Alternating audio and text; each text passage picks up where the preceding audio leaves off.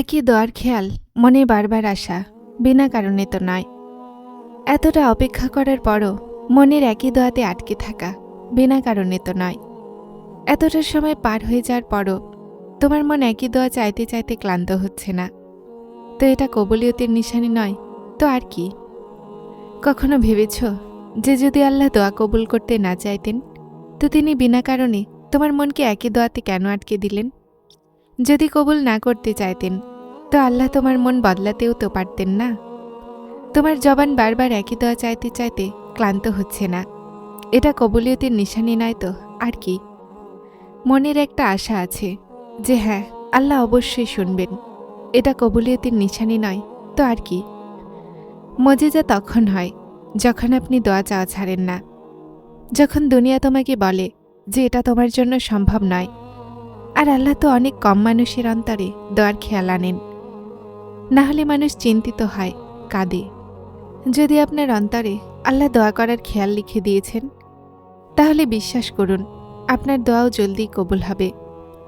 দোয়াগুলোর বারবার তোমার মুখের তাসবিহ হয়ে যাওয়া আল্লাহর তরফ থেকে তোমার জন্য কবুলিয়তের একটা ইশারা। আর দোয়া চাইতে থাকো, আল্লাহ তার বান্দার তোলা হাতের লাজ রক্ষা করতে ভালোই জানেন। তুমি যতবার দোয়া করো, আল্লাহ ততবার তোমাকে তোমার দোয়াগুলোর জবাব দেন।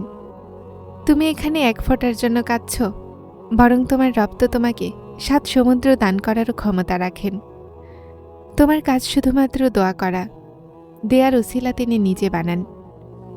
যেই দোয়া করতে তোমার চোখে অশ্রু আসছে না, দেখে নিও খুব জলদি আল্লাহ তোমাকে ধরে নিবেন, তোমার মনের পছন্দমতো জিনিস তোমাকে দান করে দিবেন, আর তারপর তোমার জীবন খুশিতে ভরে যাবে। দোয়াগুলোতে কখনো সন্দেহ করো না, কেননা আল্লাহ সক্ষম নসিব বদলাতে, অসম্ভবকে সম্ভব করতে, রাস্তাগুলোকে খুলে দিতে। চিন্তিত হয়েও না, বিশ্বাসের সাথে দোয়া করতে থাকো, না পাওয়া জিনিসগুলো জলদিই পেয়ে যাবে। যখন তোমার প্রায় প্রতিটা জিনিস সক্ষম হওয়ার বিশ্বাস আছে, তাহলে দোয়ার কবুলিয়তের উপরেও বিশ্বাস রাখো। নিশ্চয়ই তিনি তার বান্দাদেরকে অনেক ভালোবাসেন। যখন তুমি আল্লাহর ওপরে দৃঢ় বিশ্বাস রেখে দোয়া করতে থাকো, তো আল্লাহ তোমার জন্য উসিলা বানিয়ে দেন। যদি আল্লাহ মন না বদলাচ্ছেন, তাহলে হতে পারে যে তিনি নসিব বদলাতে রাজি হয়ে গেছেন।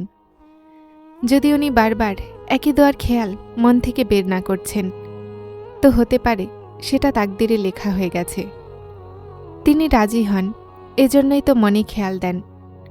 বিনা কারণে তো উনি কিছুই করেন না, তাহলে কেন ভয় পাও ওই রাস্তাগুলোতে যেখানে তিনি তোমাকে হাঁটাচ্ছেন?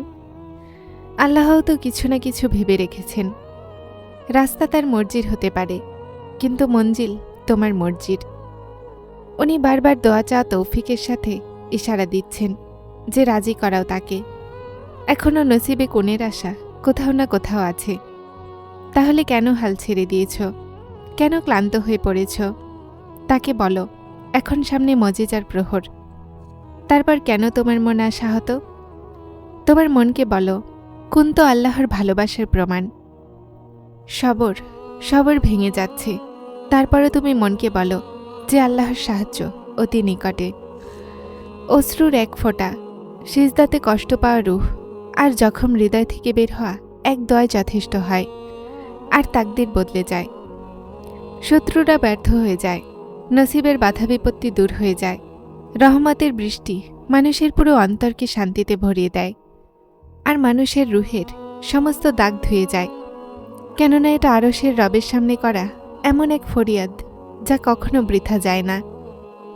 আল্লাহর তোমার করা তাওয়াক্কুল আর তোমার সবর করা এতটা পছন্দ হয়ে গেছে যে তিনি চান কিছুক্ষণ আর তুমি এই বিশ্বাসের সাথে তার কাছে যাও, আর এটা ভেবো না যে কি সম্ভব আর কি না।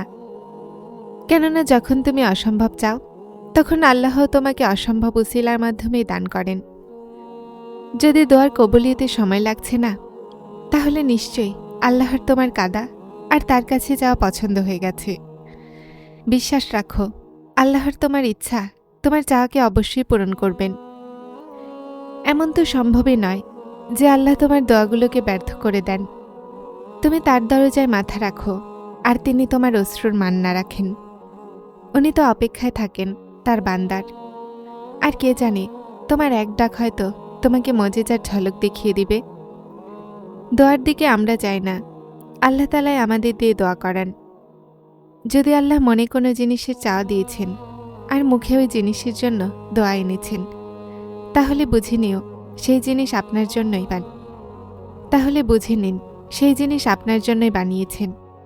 শুধুমাত্র আপনাকে সবর, বিশ্বাস, অপেক্ষা আর পরীক্ষার মধ্য দিয়ে অতিক্রম করে সেখানে পৌঁছাতে হবে। আল্লাহ তোমার সমস্ত চাওয়াকে রাস্তা বানাতে সক্ষম। নিজের চাওয়াকে আল্লাহর সামনে প্রকাশ করো আর বিশ্বাসের সাথে চাও। তিনি তোমাকে কখনোই হতাশ করবেন না। যদি তোমার মনে হয় যে আল্লাহ তোমার ডাক শোনেন না, তাহলে তুমি ভুল। কে জানে তোমার চাইতে হয়তো কোথাও কমতি আছে, না হলে সেই রব তো না বলা কথাও শুনে নেন। তারপর তোমার চাওয়া দোয়াগুলো কিভাবে রদ করতে পারেন? আল্লাহ তোমার জবানকে চাওয়ার তৌফিক দেন তখন যখন তিনি কবুলিয়তের সিদ্ধান্ত নেন। যদিও তোমার মনে হয় যে এটা অসম্ভব, তারপরও বারবার সে একই দোয়া চাওয়া এটা কবুলিয়তের নিশানি নয় তো আর কি? দোয়ার জন্য হাত ওঠাতেই একই দোয়া মুখে বারবার চলে আসা কবুলিয়তের নিশানি নয় তো আর কি?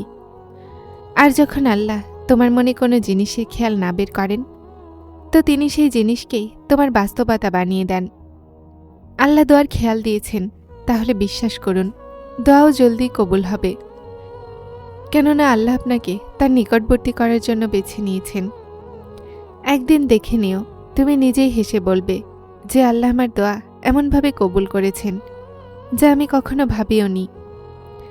তুমি বলবে আল্লাহ মজেজা করে দিয়েছেন যেটার আমি কখনো কল্পনাও করিনি। আর দেখে নিও এটা বলার সময় তোমার চোখ অশ্রুসিক্ত হবে, আর মন যতটা সবর করতে করতে ক্লান্ত হয়ে গিয়েছিল তখন সেটা প্রশান্ত হবে। যেই হাতগুলোকে তুমি দোয়ার জন্য তুলে রেখেছ না, এই হাতগুলোতে একদিন সে সব কিছু হবে যেটার জন্য তুমি আল্লাহর সামনে মিনতি করো। আল্লাহ পাক তোমার মনের সেই চাওয়াও পূরণ করে দিবেন যেটার জন্য তুমি দিনরাত দোয়া করো। আল্লাহ পাক আমার সব ভাই বোনের দোয়া কবুল করুন, আমিন। যারা চ্যানেলটিতে নতুন এসেছেন তারা স্পিরিচুয়াল কোড চ্যানেলটিকে সাবস্ক্রাইব করে আমার সাথে থাকুন এবং অবশ্যই ভিডিওগুলোকে লাইক শেয়ার করবেন। আসসালামু আলাইকুম।